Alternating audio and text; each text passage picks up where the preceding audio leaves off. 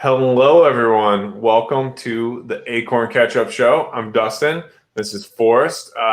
We do this show. We're trying to do this show each day to kind of give you guys a little bit something to talk about, catch up on what happened today, and just kind of give you guys a little bit to drive home with and to think about, and hopefully maybe add a couple of smiles to your day, maybe a laugh here or there, or just keep you from getting a little too bored on the ride home. So. Yep.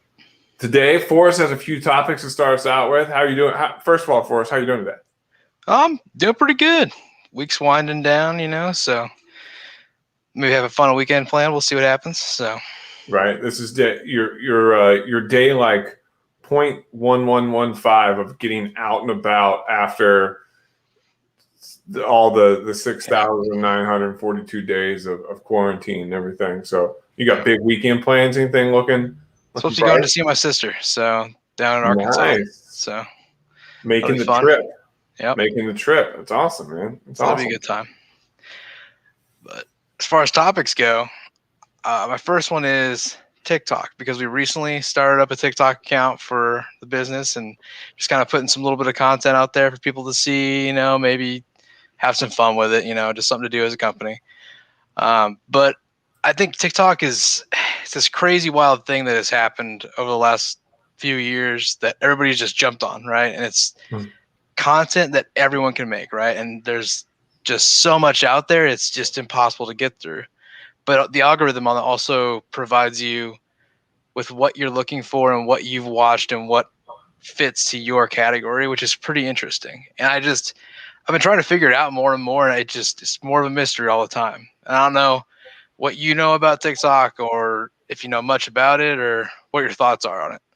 So, like, TikTok's one of those things, like, where, like, the moment people think they understand TikTok, just like when people think they understand, like, for all the Facebook marketers and everyone out there, they're like, when someone tells you, they're like, I got a really good beat on, like, the algorithm, and I know how, like, Facebook and everything works.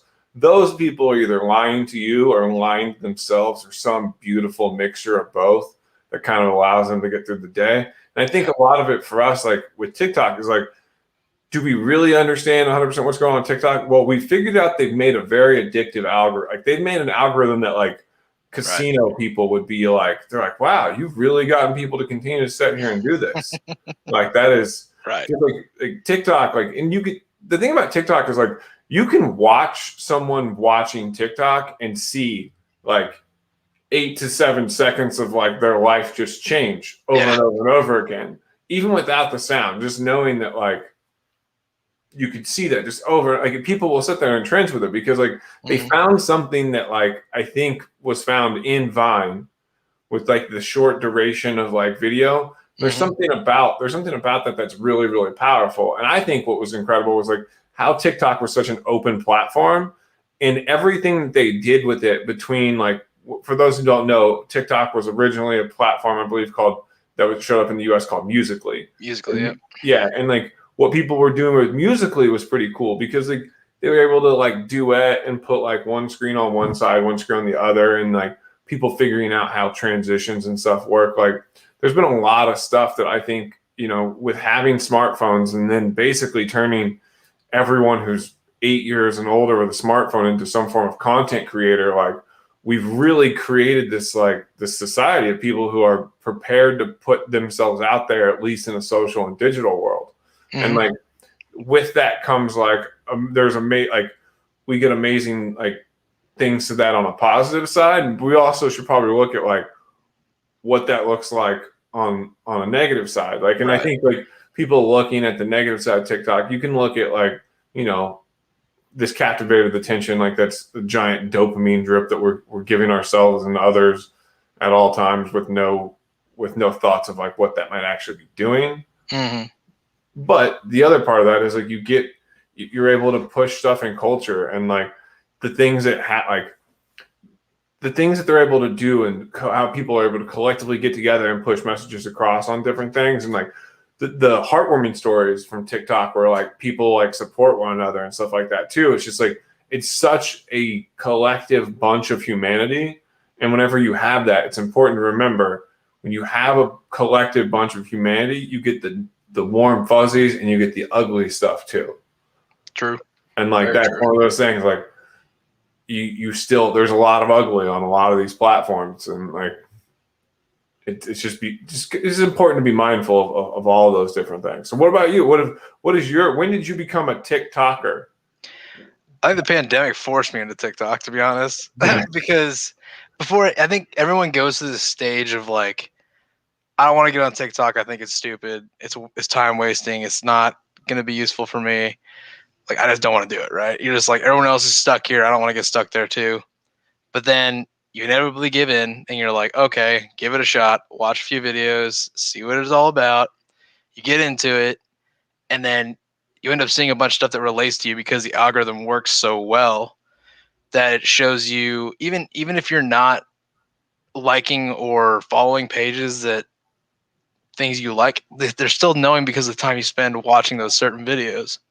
And that alone is just, it's interesting because it's providing you content you want to actually see, and which makes you want to stay there longer, right? So like, that's the problem of like continuing time on TikTok, is it's just like you spend a lot of time there because it's all stuff you care to see. Well, it's the paradox of like, so like there's somewhat of a sales paradox that like exists. They're like, certain people will, they think that they are a good enough salesperson and that they have enough value to offer you, that if they're in the same room with you for X amount of time, they're going to have success. It's why a lot of these places that sell timeshares and stuff will give you a set of golf clubs if you'll sit in a room with them for 6 hours, because they are confident that if you're there for 6 hours, they're going to get enough people to open their checkbook that the golf clubs won't matter. And TikTok is aware that if they get you to open it and use their algorithm for a few videos, and if you swipe on a couple things, they're going to provide you enough value. You're rarely going away.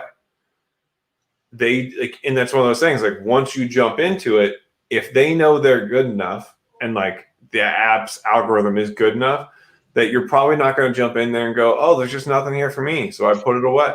Right.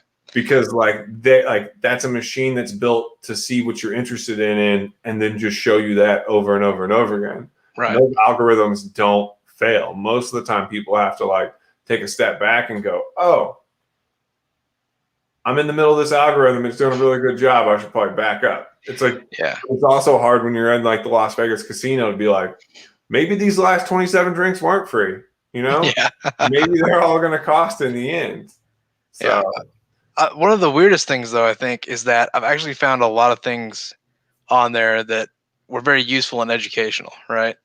There's actually like really good, interesting, solid information on there for everyone to use if you're looking for it and if you're interested enough to learn it, because it's going to show it to you over and over again if it's actually showing that you want to learn something by what you watch. So I think it's a good thing and it's a bad thing, right? But it's all about what you put into it, what you take out of it, how much time you spend there. So people are going to TikTok to learn. I like that. And are you trying to pitch me on TikTok? Is that what this is? Is this like a sales pitch where you're like, I'm gonna have to re-download the app or something? Like, TikTok, not a sponsor, okay? Yeah, because like, okay, I just want to make sure, because like, it's one of the things. At first, I thought about like whenever everyone was worried about, they're like, well, it's how people are going to spy on us with these apps and everything, and I was like, I probably better get rid of that one. And then, speaking of tech companies spying on people, did you see that Bill Gates has asked the public for privacy while he goes through his divorce? Yeah. And everyone who has any sort of like phone or computer or anything, hearing Bill Gates ask them for privacy is somewhat laughable, right? Right. Like as a tech company, like the man who, if you have a Windows phone, could probably at this moment tell you where you are at in this world, right, and like what your last 45 thoughts were, and like whether you went for that walk or like what you had for breakfast. He might know all that stuff, and like he would like some privacy from us during his time of need. So everyone needs to make sure that they're respecting old Bill and Melinda. What you have any thoughts on that situation? I mean, I think it's interesting. It's kind of oxymoron on him asking for that. Like he's like, I need space, but it's like I'm in your space. But at the same time, like I've never been one to care too much about people taking my information, using it or something, you know, like I don't want my identity stolen or anything, or people to call me and try and harass me for my car insurance or something. That But happens to me all the time. But like I feel like I'm the only person who could have their identity stolen. They might want to give it back. yeah, but I don't care if someone has my email or if they want to know what I'm interested in. You know, that's fine. Like, use it to your advantage. Give me something more interesting to look at. Give me a good ad, not a terrible ad.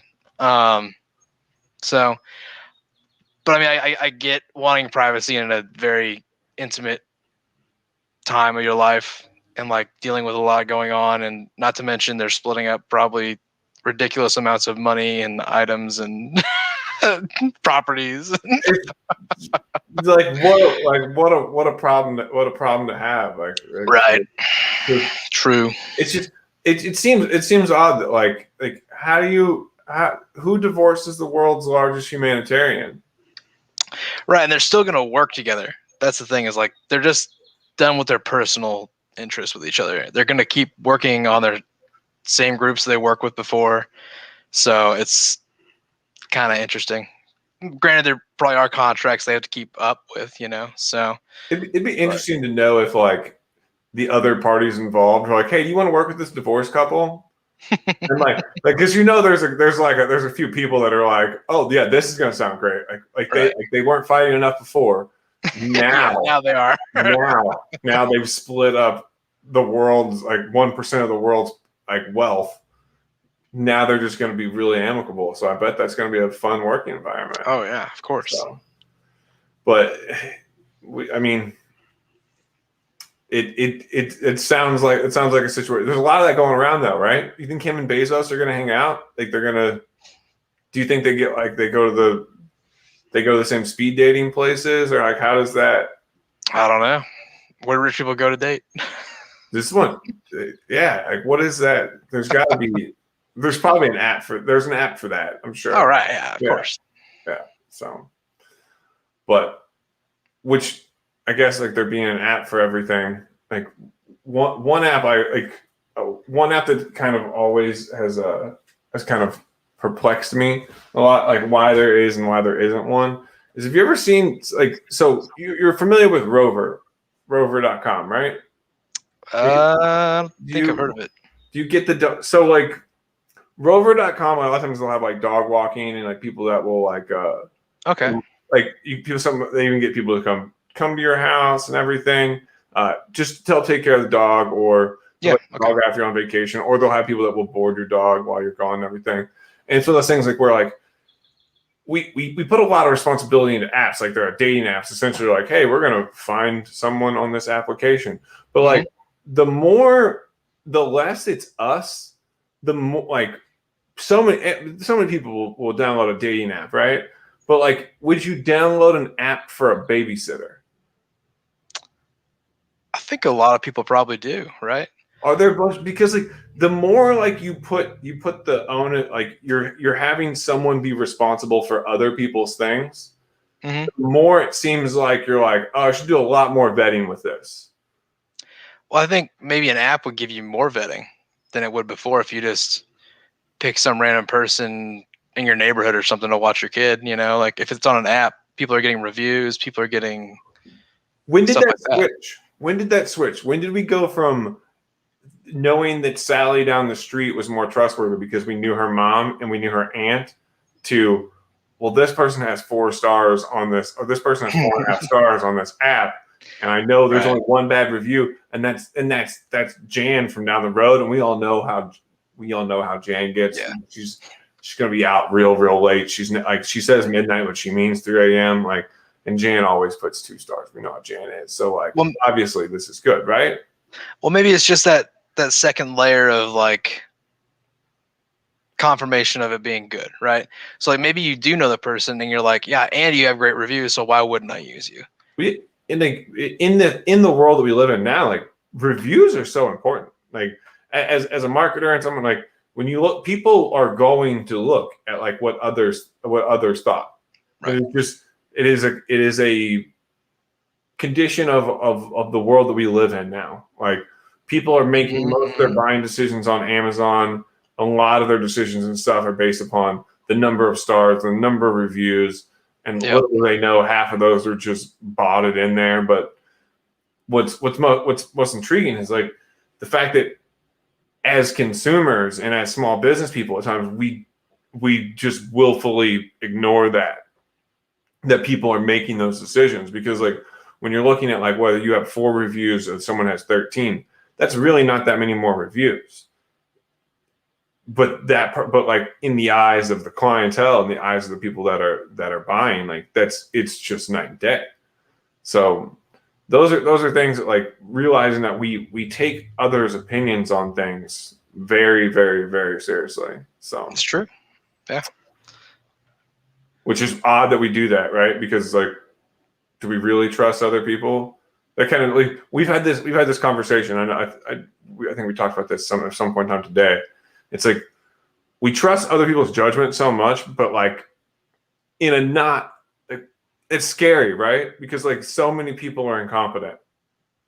Yeah, that's true. If you think about it, because like as a kid, like remember when this is always the joke is like, remember when your parents told you like if you're ever lost, like just to find an adult. Right. Like adults were all some sort of quasi superheroes of some sort. They're like, if you think about that, that's a terrible advice. I'd much rather you go find like a 12 or 13-year-old kid, because like maybe the kid's got a cell phone and everything, but like just some weird random adult, no thanks. I don't want. That doesn't sound like that great of an idea. I think that's probably why like a lot of that's not. I feel like that's not advice that's given anymore. Is it like gone? Okay, at least I would think so. I haven't heard that phrase in a long time. Obviously, I'm not a child anymore, but like I haven't heard people like give that phrase out to kids anymore as much. I think it's more of like find an establishment that has a phone if you don't have a phone, and like those places that have like this is a safe place or whatever. I think that's more of a better option than looking for a random person and hoping they're not a psychopath. But it just seems like it's weird that like in our society, like we just don't like playing the odds. Yep. Right? It's like it's probably not good. It's probably not good to play the odds on those. Right. So that because like as an and like millennials, we've kind of destroyed the name of when it comes to adults. We use so many different terms for like, oh yeah, I'm tired of like, look at me adulting, or like look at me trying to be an adult. Like if like I don't know that a generation has used the term with more quotation marks around it than like millennials have used adulting. Right. But like we were told to like, hey, find an adult. Like I've been looking, like I've worked in organizations, I've been a part of organizations where I was looking around looking for an adult and couldn't find one. And these are like $1 million organizations. Like at times it seems like there are no adults home. Like if you've ever called customer support for many software as a service company, it feels like finding an adult is like the mythological unicorn you've been questing after for quite a while. And I don't know if it's just like the COVID and stuff like that, but like it's been hard out here a lot for a lot of getting service providers and stuff to respond to that. Yeah, so, for sure. But we're still on that ever forever quest for adults. So speaking of like super adult things, what about chip addictions? Because like I want to preface that before we get to this tomorrow, right? It's like my sweet chip addiction that we're going to go over, and we're going to try all the flavors. So people have to check that out. Have to check that out tomorrow. It's going to be fun. I get a chance to eat. Oh boy. Right? There you go. I'm going to eat, and we're going to find a way to call this work. So nice. Always fun. Well, you got anything else for today? No, I mean, I think we're hitting the time. We should probably sign off for the day and save topics for another day. So, all right. Well, we will catch everybody tomorrow. Remember, if you get a chance, like, subscribe, follow us. You'll see us here tomorrow. Anything else? See y'all later. Thanks for watching. See ya.